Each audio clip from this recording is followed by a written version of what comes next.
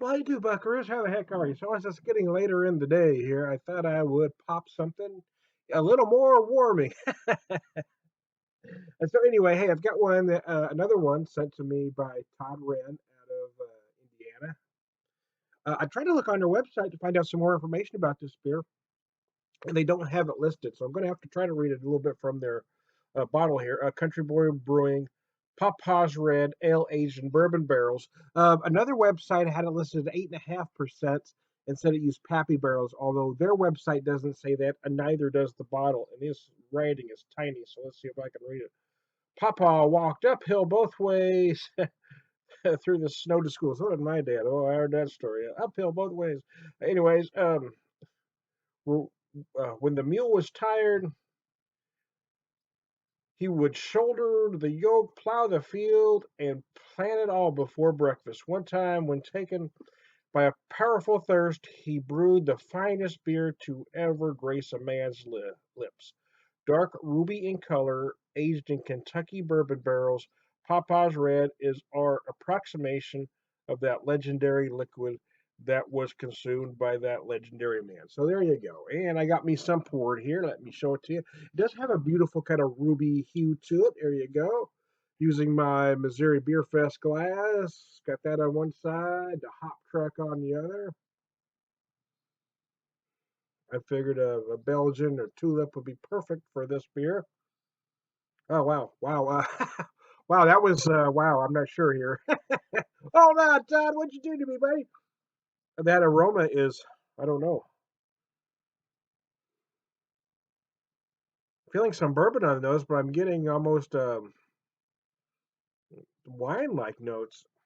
Hold on, I gotta take a drink and then decide what's going on here.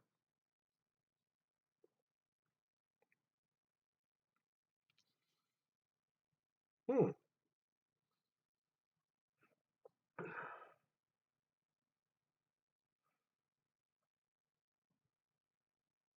Hmm. Uh, this one's got me perplexed. I will tell you. Yeah, I mean, I love bourbon barrel aged stuff. There's something on the nose that's really throwing me off, and I'm not sure what it is.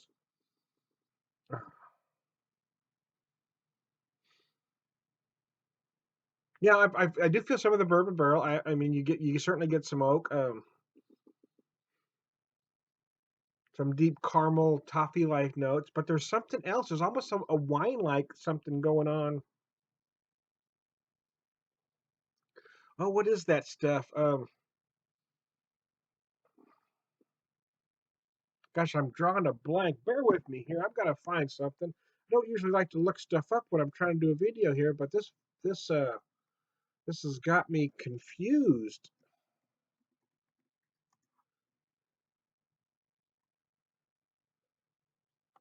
Wowzer. Yeah, there's something different on there, and I'm really trying to figure it out. And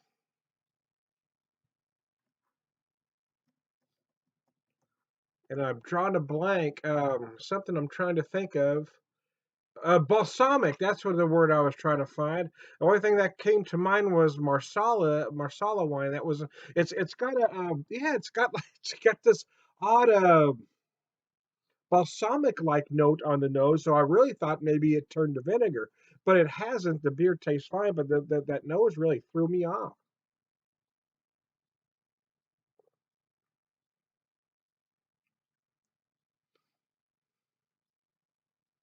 There is a slight tartness, almost an astringent quality at the end, but it's not vinegar like. You know what I mean? I mean, I could tell when a beer's got a vinegar or a wine's got a vinegar. This hasn't, but there is. It's very different.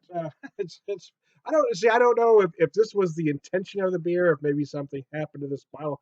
It doesn't feel bad. I mean, I don't know. I just I'm not sure. There's some weird complexities that I'm having a hard time figuring out.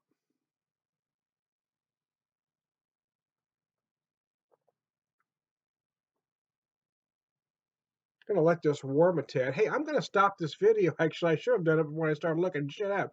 But I'm gonna let this warm a touch and see if something else happens.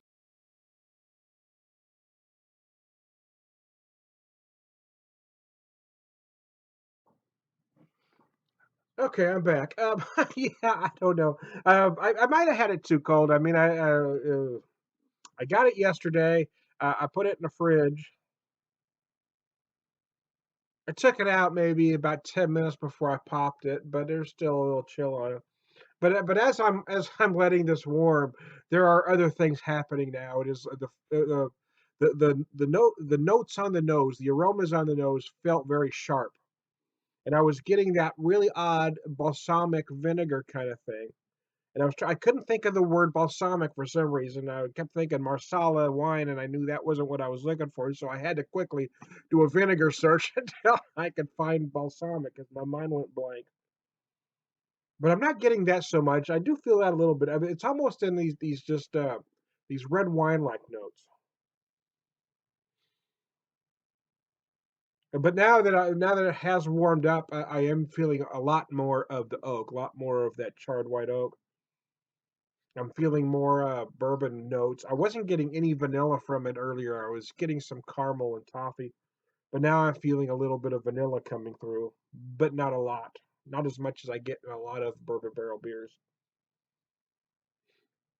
But the oak is very apparent on the nose now. When at first, when I had it filled up, when it was a little colder, I wasn't really getting much of it at all. And now it's the uh, dominant aroma is the oak.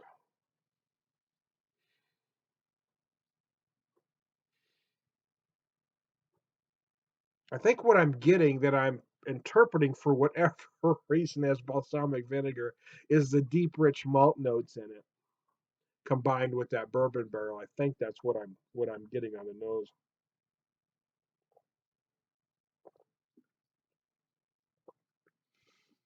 And although it is different, I mean, it doesn't taste like it's turned. You know what I mean? It doesn't taste like it's gone bad.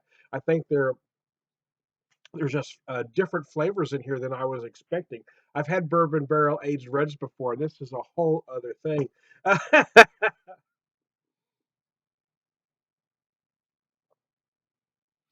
Yeah, big rich malts. I'm getting just hold on, let me take a little drink and I'll tell you some more.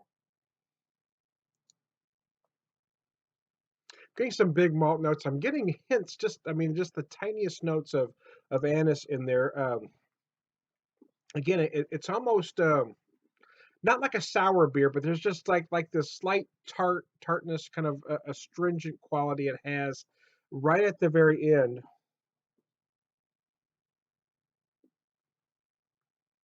Yeah, if I didn't know better, I would swear.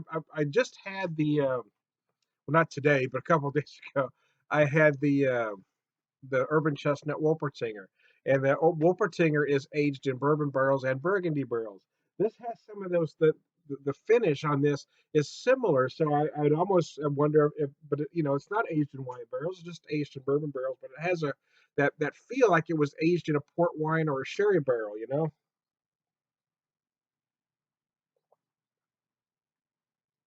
But it has changed as I've let it warm. I had it too cold to start with. No, there's no doubt, because all the aromas and the flavors were way too sharp.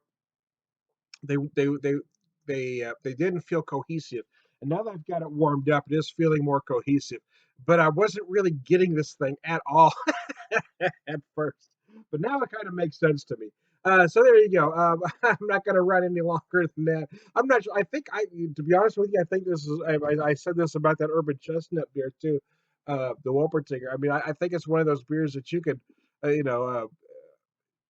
drink it all day long. I mean, not that you could, because it's 8.5%, but you could drink it all day long and still find a new aroma and a new flavor. I think this is one of those beers that every time I have a sip, I'm going to find something different. So, hey, I'm to Beer Whisperer. I want to thank Todd Renn for sending this to me. Wow, it is a very interesting beer, Todd.